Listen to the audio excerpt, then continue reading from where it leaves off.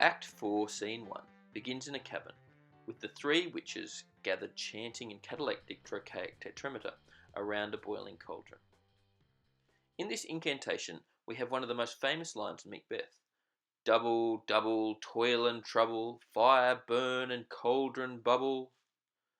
The witches add some fantastic ingredients into their cauldron. Eye of newt and toe of frog, liver of blaspheming Jew, just to name a few.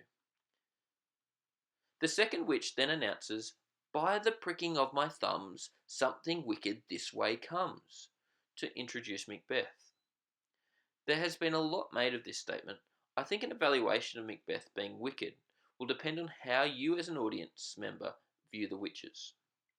Some scholars consider the witches to be evil, pointing to their plans in Act 1 to curse a sailor, whose wife refused to give one of the witches a chestnut. Other scholars look at the Weird Sisters as neutral, believing that they represent the three fates from Greek mythology. The fates, Clotho, Lachesis, and Atropo, were neither good nor evil. They were merely incarnations of destiny and life. Clotho spins the thread of life, Lachesis draws the lot to determine how long one lives, and Atropos chooses how someone dies by cutting the thread of their life with her shears.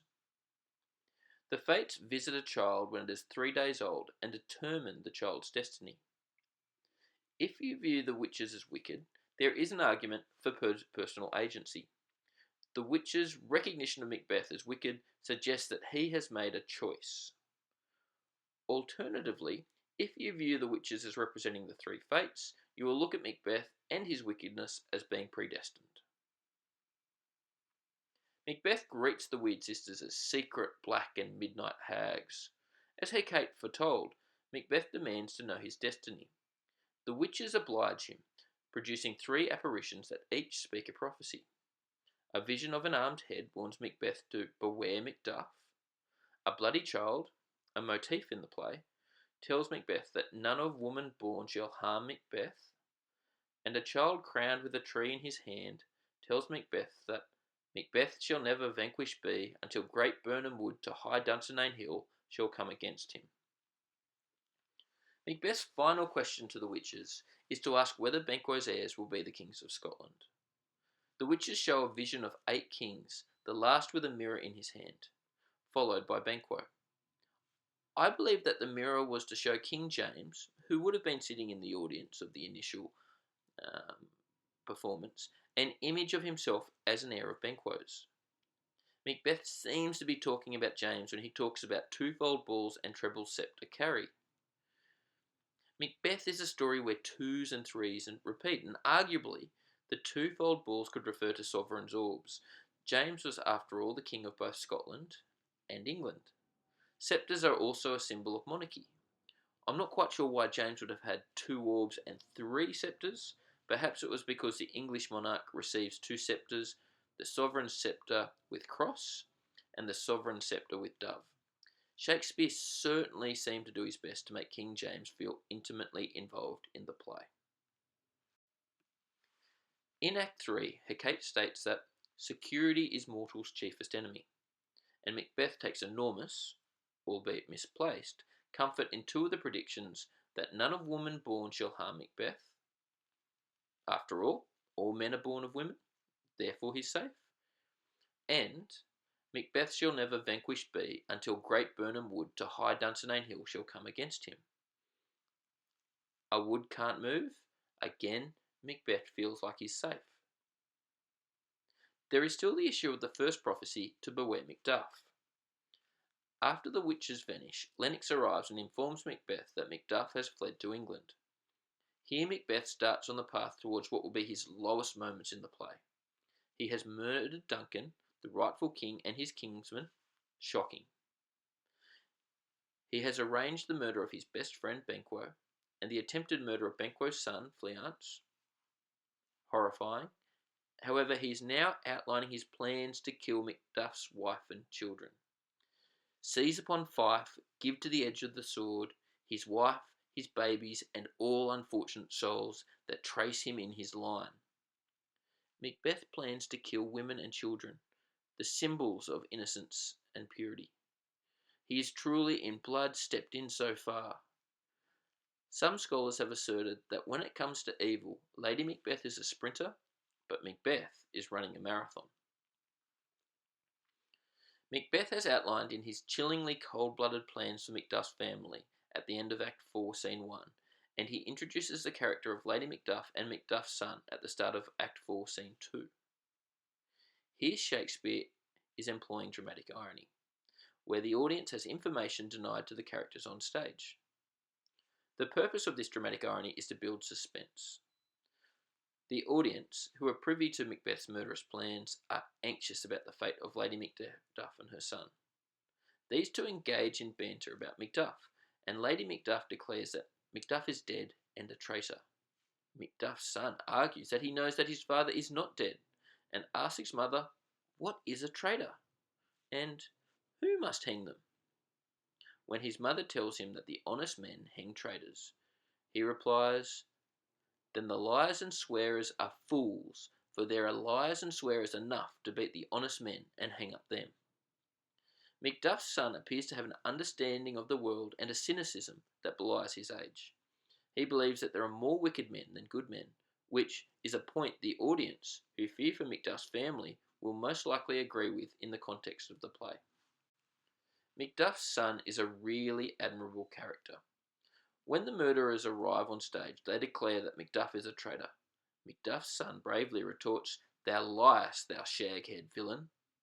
A shag-head villain is another term for dog, which is repeating the dog imagery that Macbeth used in Act 3 when he convinced the murderers to kill Banquo.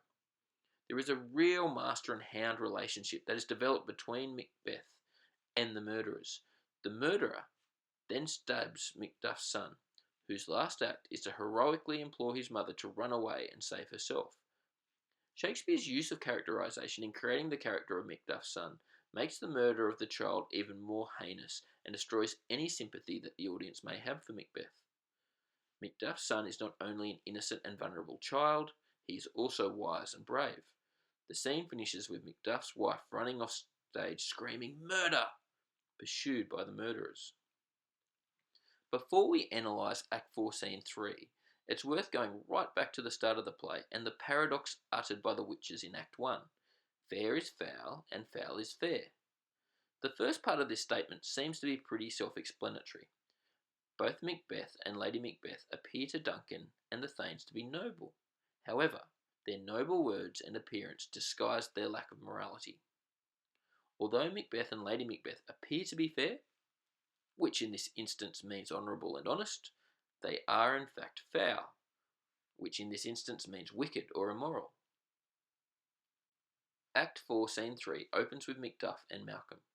Once again, Shakespeare is employing dramatic irony, as Macduff is unaware that his family have just been brutally murdered. The scene opens with Malcolm plaintively suggesting that Macduff and he seek out some desolate shade and there weep our sad bosoms empty. Malcolm is portraying himself to be weak, and the situation in Scotland to be hopeless.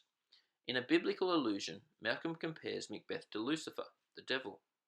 Angels are bright still, though the brightest fell. Though all things foul wear the brows of grace. The devil's kingdom is hell, therefore Malcolm is also linking Scotland with hell. He is also echoing the witch's words that fair is foul when he says that all things foul would wear the brows of grace. Macbeth, in his initial dealings with Duncan, appeared to be honourable and virtuous. In this initial discussion between the two men, Malcolm reveals that he doesn't trust people because of what happened to his father. Then he goes further, confessing that he will be a worse king than Macbeth. Black Macbeth will seem as pure as snow, and the poor state esteem him as a lamb being compared with my confineless harms. Malcolm admits to sexual deviancy and greed. Your wives, your daughters, your matrons, and your maids could not fill up the cistern of my lust, and staunchless avarice. However, Malcolm's confession is just a test to see if Macduff will support an unworthy king. He has pretended to be immoral, but he is virtuous. In this way, Malcolm fulfills the second part of the witch's paradoxical prophecy, foul is fair. Malcolm explains that he is unknown to woman, and therefore not a lecher, and he scarcely have coveted what was mine own, and therefore is not greedy. In this scene we also have the juxtaposition again between Macbeth and King Edward. Macbeth, again, is described as a tyrant, whilst Edward has the king's touch, which allows him to cure all manner of ailments because of his link to God. The king's touch was actually a gift that King James believed he possessed. The scene ends with the arrival of Ross from Scotland.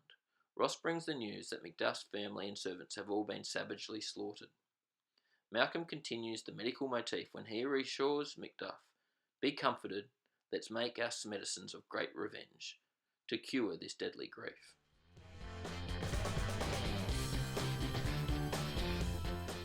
And that's it, you've made it.